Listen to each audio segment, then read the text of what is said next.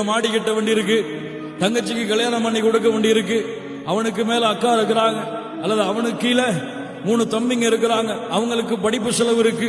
இப்பவே கல்யாணம் பண்ணி கொடுத்துட்டா அவங்களுக்கு எல்லாம் செலவழிக்க மாட்டானே, நம்மளோட நடுத்தரில் விட்டுட்டு போயிருவானே, மனைவி பின்னாடியே போயிருவானே, அதுக்காகவே கல்யாணம் பண்ணி இந்த வயசுல என்ன கல்யாணம் சொல்லி எம்முடைய சமூகம் திருமணத்தை தாமதப்படுத்தும் காரணத்தால் இன்றைய முஸ்லிம் சமூகத்துடைய வாலிபர்களின் நிலைமையை கொஞ்சம் சீர்தூக்கி பார்த்தால் அதில் என்ன இருக்கிறது என்று இச்சைகளிலும் ஆசைகளிலும் மூழ்கி மூழ்கி மூழ்கி விபச்சாரம் செய்வதை கூட இன்று முஸ்லிம் வாலிபர்கள் தவறாக பாவமாக கருதுவது கிடையாது.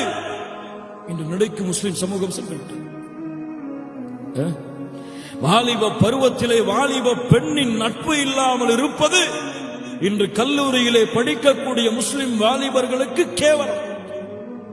அப்படிதானே?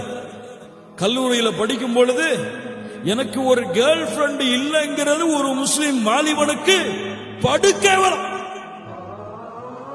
ஒரு முஸ்லிமான பெண்ணுக்கு வயதை அடைந்த பிறகு ஒரு வாலிப ஆண் கிடைக்காமல் இருப்பது அந்த பெண்களுக்கு மிகப்பெரிய கேவலம். இல்ல மாஷா அல்லாஹ், அல்லாஹ் பாதுகாத்த நல்ல மூமினான ஆண்கள் பெண்களை தவிர என்ன செய்கிறார்கள் இந்த முஸ்லிம் வாலிபர்கள்? நம்முடைய தமிழ்நாட்டிலே கொஞ்சம் சென்னை போன்ற மாநகரங்களிலே கொஞ்சம் உலாவாருங்கள். ஒரு 5 மணிக்கு மேல் பீச்சுக்கு செல்லுங்கள், அல்லது வேறு ஏதாவது முக்கியமான மால்களுக்கு செல்லுங்கள். எங்கே நீங்கள் திரும்பினாலும் அங்கே ஒரு ஹிஜாபோடு ஒரு ஆண் இருப்பால், ஒரு முஸ்லிமான ஒரு ஆண் இருப்பான் அவனோடு, அல்லது ஒரு ஹிஜாபோடு ஒரு பெண் இருப்பால், ஹிஜாபோடு ஒரு பெண் இருப்பால், அதற்கு பதிலாக அதற்கு பக்கத்தில் ஒரு ஆண் இருப்பான். அவன் முஸ்லிமாகவும் இருப்பான், அவன் காஃபிராகவும் இருப்பான். இல்லை என்று சொல்ல முடியுமா இந்த முஸ்லிம் சமூகம்? எந்த முஸ்லிமான வாலிபன் இல்ல மாஷா அல்லாஹ் ஃபேஸ்புக், ட்விட்டர், வாட்ஸ்அப் இதுவெல்லாம் பரவிவிட்ட இந்த காலத்திலே தன்னுடைய ஃபேஸ்புக்கிலும் ட்விட்டரிலும் வாட்ஸ்அப்பிலும் பெண் துணையே கிடையாது என்று இருக்கக்கூடிய வாலிபர்கள் எம்முடைய சமூகத்தில் எத்துணை? கணக்கெடுத்து பாருங்க, கணக்கெடுத்து பாருங்க. நம்ம இங்க வந்திருக்கக்கூடியவங்களே மனசுல கை வச்சு சொல்லட்டும், வாலிப ஆண்கள் இல்ல மாஷா அல்லாஹ், அல்லாஹ் பாதுகாத்தவர்களை தவிர சர்வ சாதாரணமாக இன்று ஹராம் செய்யப்படுகிறது. ஒரு பெற்றோர்கள் அதை அனுமதிக்கிறார்கள். இன்னைக்கு முஸ்லிம் ஊர்கள்ல அல்லது முஸ்லிம்கள் வாழக்கூடிய இடங்கள்ல தன்னுடைய மகள் சக கல்லூரியிலே படிக்கக்கூடிய ஒரு ஆணோடு தனியாக சுற்றுவதை, பேசுவதை முஸ்லிம் குடும்பத்திலே இருக்கக்கூடிய பெற்றோர்களே இல்ல மாஷா அல்லாஹ் அனுமதிக்கிறார். அதே மாதிரி ஆண்கள் பெற்றோர்கள் கண்டுகொள்வதே கிடையாது. தனிமையின் அறையிலே அவர்கள் செய்யக்கூடிய பாவங்கள் ஹராம். இச்சைகளை, இயற்கையான ஆசைகளை கட்டுப்படுத்த முடியாமல் அல்லாஹ்வுடைய பார்வைக்கு முன்னால் அல்லாஹ் அனுமதித்திருந்தும் திருமணம் செய்ய பெற்றோர்களே தடையாக இருக்கும் காரணத்தால் தவறான படங்களை பார்ப்பது, தவறான செயல்களை செய்வது, தவறான உறவுகளை மேற்கொள்வது எங்கே பார்த்தாலும் முஸ்லிம் சமூகத்தின் வாலிபர்கள் மத்தியிலே லா இலாஹ இல்லல்லாஹ், லா இலாஹ இல்லல்லாஹ், இந்த படு மோசமான ஹராமான காரியங்கள் எல்லாம் நிகழ்வதை எம்முடைய பெற்றோர்கள் பொறுத்துக் கொள்வார்கள். ஆனால் அல்லாஹும் அல்லாஹ்வுடைய தூதரும் அனுமதித்த திருமணத்தை செல்வமுள்ள உடல் வலிமையுள்ள ஒரு வாலிபனுக்கு செய்து வைப்பதை பெற்றோர்கள் வெட்கமாக கருதுவார்கள்.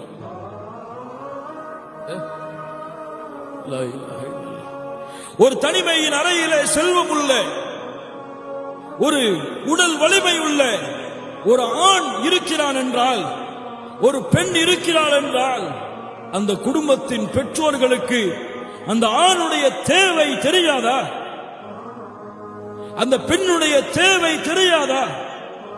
அவன் விரும்பக்கூடிய ஒரு பெண்ணை அவனுக்கு திருமணம் செய்து கொடுத்து அந்த அறையிலே அவனோடு சேர்த்து வைத்தால் எதற்கு பேஸ்புக் சாட்டிங் எல்லாம் ஹராமான வழியில், எதற்கு வாட்ஸ்அப் சாட்டிங் எல்லாம் ஹராமான வழியில், எதற்கு மகளை பேஸ்புக்கிலே யாருக்கு ரிக்வெஸ்ட் கொடுக்கிறாள், யாரிடத்திலே பேசுகிறாள் என்ற கவனிப்பு எல்லாம் ஹலாலாக செய்வார்கள்.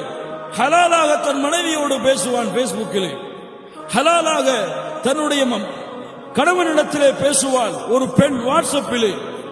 ஆனால் அல்லாஹ் ரப்புல் ஆலமீன் அனுமதித்த திருமணத்தை செய்ய முடியாமல் இந்த பெற்றோர்களுக்கும் பிள்ளைகளுக்கும் நடக்கக்கூடிய மோதல் பெரும்பாலான வாலிபர்களை ஹராமான பாதையில் தான் இழுத்துச் செல்கிறது. இல்ல மாஷா அல்லாஹ், உங்களுக்கு வேணும்னா உங்க புள்ள தங்கமா இருக்கலாம், உங்களுக்கு வேணுமானா ஏன் பொம்பளை புள்ள சுத்த தங்கம்னு சொல்லி 24 கேரக்டா சர்டிபிகேட் கொடுக்கலாம். ஆனால் சிறிது காலத்திலே போன் வரும். உங்களுடைய கல்லூரியில் இருந்து உங்கள் பெண் பிள்ளை படிக்கக்கூடிய கல்லூரியில் இருந்து உங்கள் பெண் பிள்ளை ஏதோ ஒரு காபிரை இழுத்து சென்று விட்டாளா என்று, அல்லது உங்களுடைய ஆண் பிள்ளை யாரையோ காதலித்து அந்த பெண்ணோடு ஓடி சென்று விட்டாளா என்ற செய்தி வரும். இல்லா மாஷா அல்லாஹ், இது ஒன்றும் நம்முடைய சமூகத்திற்கு புதிதாக கேள்விப்படக்கூடிய செய்திகள் அல்ல. வருடங்களாக நாட்களாக இதனுடைய எண்ணிக்கைகள் அதிகரிப்பதைத்தான் இந்த முஸ்லிம் சமூகத்திலே பார்க்க முடிகிறது. அதனால் அல்லாஹ்வுடைய மார்க்கத்திலே வாலிபர்களே, உங்களுக்கு வசதி, உங்களுக்கு செல்வம் இருந்தால் நீங்கள் உங்களை ஹராமான வழியிலிருந்து தடுத்துக் கொள்ள முடியவில்லை என்றால், அல்லது பயந்தால், அல்லது எண்ணினால் நீங்கள் திருமணம் செய்வது வாஜிப். விட்டால் فَلْيَحْذَرِ الَّذِينَ يُخَالِفُونَ عَنْ أَمْرِهِ أَنْ تُصِيبَهُمْ فِتْنَةٌ أَوْ يُصِيبَهُمْ عَذَابٌ أَلِيمٌ.